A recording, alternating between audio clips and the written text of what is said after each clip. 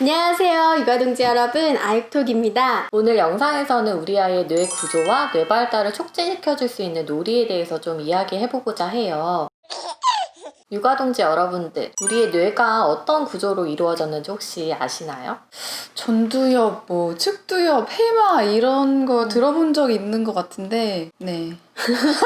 뇌의 구조를 진화론적인 입장에서 파충류뇌, 포유류뇌, 그리고 영장류뇌 이렇게 세 가지로 구분할 수 있다는 이야기 들어보셨나요? 아마 육아서 좀 많이 읽어보신 분들은 친숙하게 느껴지실 것 같아요. 아이들의 경우에는 영장류뇌, 즉 이성뇌가 잘 발달되지 않은 채로 태어난다고 하잖아요. 네, 그렇죠. 뇌를 이제 여러 구조층으로 나눠서 살펴보자면 그림처럼 가장 안쪽에 파충류의 뇌가 있고 그 겉에 포유류의 뇌, 그리고 가장 마지막 이제 겉부분을 싸고 있는 게 영장류의 뇌라고 이렇게 구분할 수 있거든요. 파충류의 뇌 같은 경우에는 뇌관이랑 소뇌 부분을 의미를 하고 우리 뇌에서 가장 오래된 부분이라고 여겨지고 있어요. 그래서 생존을 위해서 가장 기본적인 기능을 조절한다고 알려져 있죠. 생존에 중요한 게 뭘까요? 먹고 자고 싸고 이런 거 아닐까요? 그렇죠. 파충류의 뇌 같은 경우에는 아이들이 먹고 자고 뭐 소화시키고 배출하고 그 다음에 체온 조절하고 숨쉬고 이런 것들 관련된 영역이라고 알려져 있어요. 포유류의 뇌는 보통 감정뇌 또는 대뇌 변형계라고 알려져 있는데요. 정서적인 반응이랑 관련되어 있죠. 분노, 공포뿐만 아니라 아이들이 느끼는 분리불안 그리고 애착 같은 정서도 느끼는데 관여한다고 알려져 있어요. 그럼 아이들이 이런 정서를 느낄 때 이런 뇌가 활동을 한다고 볼 수 있겠네요. 그렇죠. 마지막으로 가장 겉부분에 있는 이제 가장 늦게 진화했다고 여겨지는 영장류뇌, 이성뇌 같은 경우에는 되뇌피질이라고 하죠. 우리가 흔히 뇌라고 하면 떠올리는 모습은 이제 되뇌피질의 모습인 거예요. 되뇌피질은 전체 뇌의 한 85% 정도를 차지한다고 알려져 있어요. 되뇌피질 한번 어떻게 생겼는지 볼까요? 이제 뇌를 보면 다들 어떤 거 떠오르세요? 저는 주름. 그쵸, 주름이 많고 맞아, 호두같이 약간 딱 모양이 호두 모양처럼 생겼잖아요. 되뇌피질은 지금 사진에서 보는 것처럼 튀어나온 부분을 이랑이라고 하고 이제 움푹 들어간 부분을 고랑이라고 해요. 되뇌피질은 크게 이런 이랑과 고랑의 관계를 살펴서 크게 4가지 여부로 구분을 할 수 있거든요. 각각의 명칭을 한번 살펴보자면 우리 뇌에서 뒷부분에 있다고 해서 후두엽이라고 하고 우리 뇌에서 측면에 위치한 측두엽, 그 다음에 정수리 부분에 위치한 두정엽, 여기저기. 네, 그렇죠. 그리고 앞부분에 위치한 전두엽, 이렇게 크게 4가지로 나눌 수 있어요. 후두엽 부분에서는 보통 시각 정보를 처리한다고 알려져 있고 측두엽은 다 보시면 귀랑 가깝잖아요. 그렇기 때문에 청각적인 정보를 많이 처리한다고 알려져 있고 두정엽 같은 경우에는 우리가 느끼는 이제 운동 감각적인 걸 처리한다고 알려져 있어요. 마지막으로 이제 전두엽 같은 부분에는 우리가 인간이 하는 거의 모든 인지적인 활동에 관여한다고 알려져 있죠. 그런데 이렇게 영역별로 처리하는 정보가 다르다고 해도 뇌는 항상 통합적으로 작용한다고 하잖아요. 그쵸. 아이의 눈을 통해서 들어오는 정보가 이제 보통 후두엽, 이제 시각피질에서 처리가 되는데요. 우리가 어떤 사물을 보면 이 사물의 모양이나 색깔, 아니면 움직임 같은 것도 다 처리가 되잖아요. 만약 예를 한번 살펴보자면, 우리가 아이가 고양이를 처음 만나는 상황을 한번 생각을 해볼게요. 그러면은 고양이의 색깔, 털 모양, 눈 색깔, 움직이는 모습 이런 게 다 후두엽에서 처리가 되겠네요.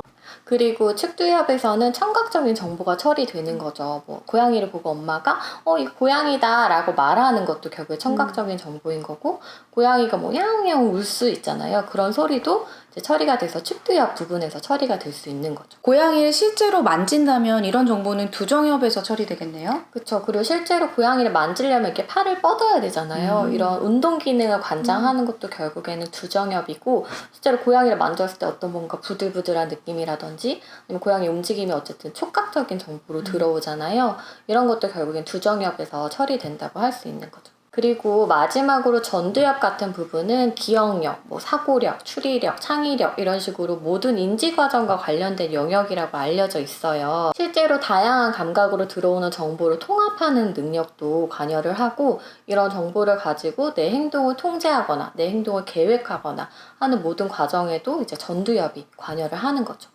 그런 고양이를 봤을 때 딱 고양이다 이렇게 할 수 있는 것도 전두엽이 기능하는 거네요. 그쵸. 근데 만약에 아이가 고양이를 봤을 때 무서워 뭐 이렇게 겁을 낼 수도 있고, 아니면은 너무 귀엽다 뭐 이렇게 좋아하는 마음이 들 수도 있잖아요. 이런 거는 어디서 처리를 하는 걸까요? 아까 말씀드렸듯이 그 포유류의 뇌라고 하는 변형계 부분에서 정서적인 걸 담당한다고 했었잖아요. 그래서 고양이를 보고 되게 공포감을 느낀다거나 이런 반응은 변형계에서 일어나는 반응이라고 볼 수 있는 거예요. 그럼 만약에 고양이를 이렇게 만지려고 하는데 엄마가 만지면 안 돼 해서 애가 딱 멈추잖아요. 그거는 전두엽에서 하는 거라고 볼 수 있을까요? 그쵸. 자기 행동을 어쨌든 통제하는 행위이기 때문에 전두엽이 어느 정도 기능을 하는 거죠. 그 육아서 같은 데 보면 전두엽에 대한 이야기가 많이 나와 있어서 한 번쯤 들어보셨을 텐데요. 전두엽 기능이 잘 활성화되지 않으면 아이가 감정이나 충동 조절에 어려움을 겪을 수가 있어요. 그래서 우리가 많이 아는 ADHD 아이들이 이 전두엽 기능이 또래들에 비해서 부족하기 때문에 약물 치료를 하는 경우에 이런 전두엽 기능을 활성화시키는 약을 처방받기도 하죠.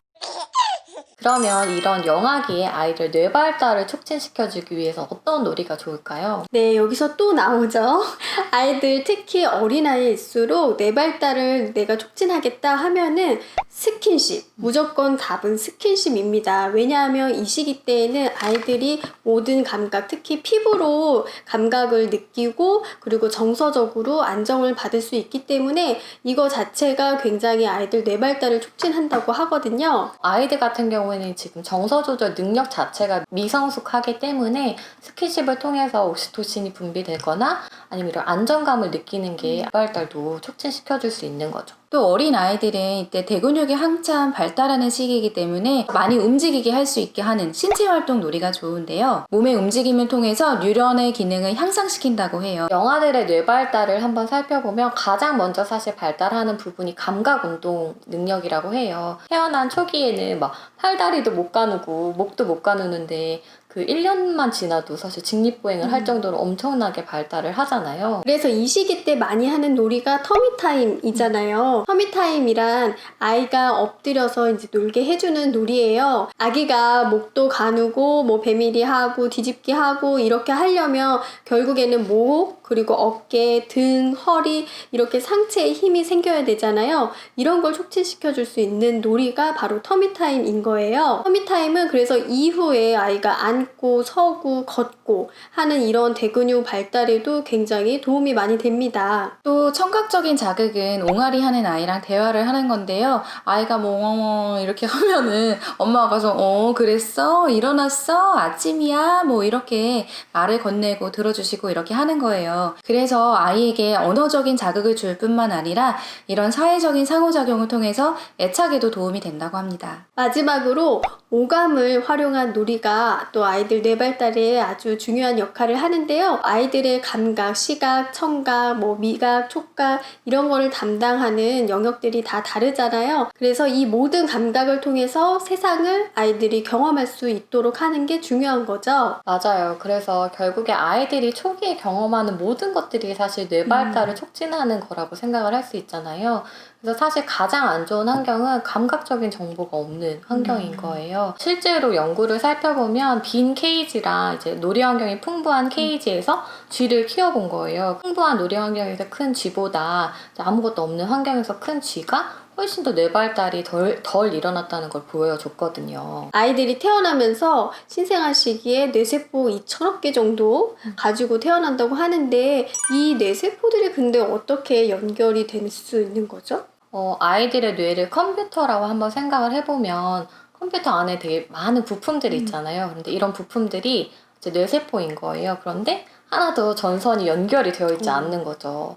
그런데 이제 아이들이 태어나기 시작하면 이런 신경세포들 간에 연결이 이제 계속해서 생겨나게 되는 거예요. 이런 연결을 시냅스라고 하고 시냅스가 굉장히 엄청난 속도로 늘어난다고 할 수 있는 거죠. 시냅스가 무조건 많이 생기게 해주는 게 뇌 발달에 좋은 거는 또 아니라고 그러던데. 네, 근데 자연스럽게 시냅스는 굉장히 많이 발달하지만 많이 생기지만 그만큼 많이 없어지기도 해요. 예를 들자면 우리가 나무 가지를 생각을 해보면 가지가 엄청 많은 잔가지가 많잖아요. 근데 그걸 그대로 두지 않고 이제 우리가 가지치기를 하는 거와 같은 거예요. 1차 시각피질 같은 경우에는 생애 초기에 굉장히 많은 수로 이제 시냅스가 발달을 하고 거의 한 생후 8개월 정도 되면 거의 최대치로 이제 증가한다고 하거든요. 그런데 그 증가한 거에서 멈추는 게 아니라 거의 이제 한 5세 정도까지 계속해서 가지치기를 해서 수가 줄어든다고 알려져 있습니다. 그래서 아이들이 태어났을 때는 결국 보는 시각 능력이 굉장히 미성숙한데 거의 한 생후 8개월 정도 되면 시각 능력이 굉장히 발달하잖아요. 이게 결국에는 이제 뇌가 발달함에 따라서 나타나는 결과라고 볼 수 있는 거죠. 나뭇가지가 굵은 가지가 있는 것처럼 신경세포가 더 강하게 연결되기도 하고 약하게 연결되기도 할 수도 있나요? 네, 그거는 이제 수초화라고 해서 신경세포가 다른 신경세포에 이제 신호를 주는데 더 빨리, 더 효율적으로 줄 수 있는 과정을 돕는 게 이제 수초화라고 알려져 있거든요. 그래서 아이들의 뇌가 정교하게 발달하는 과정을 살펴보면 시냅스를 가지치기 하는 과정과 이런 수초화 과정을 통해서 일어난다고 할 수 있는 거죠. 네, 육아동지님들, 이번 영상에서는 우리 아이 뇌 발달을 더 잘 이해하기 위해서 뇌의 구조에 대해서 한번 설명을 들었었는데 이런 용어나 이런 게 조금 어려우실 수도 있을 거예요. 그런데 여러분들이 또 나중에 뭐 육아서를 보거나 부모 교육을 듣거나 할 때 분명히 유용하게 잘 쓰일 수 있는 용어들이니까 이번 기회에 잘 알아두시면 좋을 것 같아요. 그러면 저희는 또 다음 영상에서 찾아뵙겠습니다. 육아동지 여러분, 다음에 또 만나요.